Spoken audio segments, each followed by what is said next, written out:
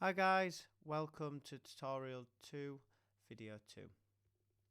In this tutorial I'm going to show you how to add musical loops to the drum loops we've already created.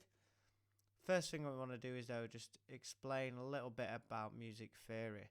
And I don't really want you to worry if you've never come into contact with music theory before, because when I first started production I didn't have a clue about music theory, and I've taught myself over the years a little bit, but I still don't know loads. I'm not a classically trained musician, but that's fine because Ableton has loads of tools inside for you to use, which mean no matter which note you press, you'll always be in key, which is it just opens up so many doors for creativity and allows you to have fun without having to worry about knowing classical music.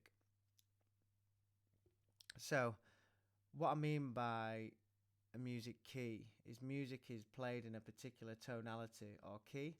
This means if a song is played in the key of C, it'll normally start with the root note of C and there'll be notes which correspond to that key.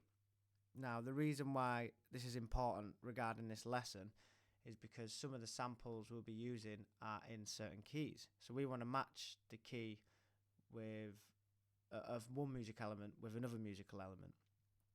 So if I go inside here and I click on synth elements, I'm going to click on this G deepness. So now we want to find a corresponding bass which has G, which is there. So I'm going to drag that one in as well.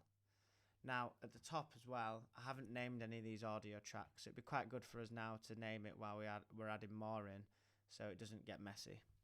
So I'm just going to stop all the tracks. Now if we want to stop all the tracks, we can just press this square button at the bottom and we can start them all individually to see what they all sound like. So that first one is a kick drum, so I'm going to rename this kick. And the second one is shaker loop, so I'm just going to write shaker loop.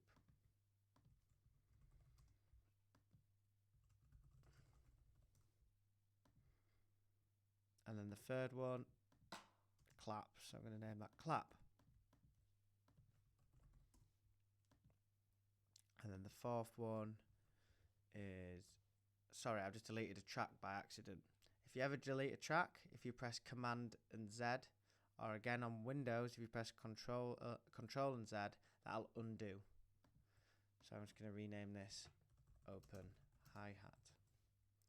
And the next one is synths, so I'll just name this synth 01.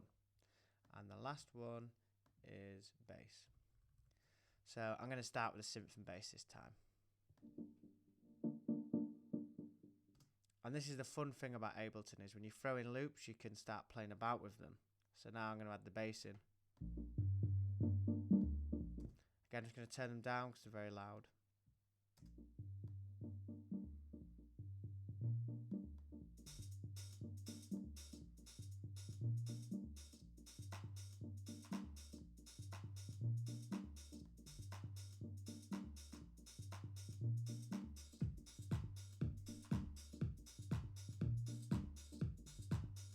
I quite like that, but I'm going to add some more elements in now. So I'm just going to press Command and T, or again on Windows, if you're on Windows you press Control T, and that creates a new track.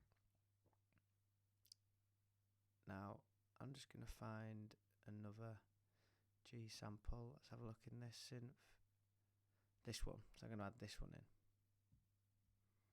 And now if I press play,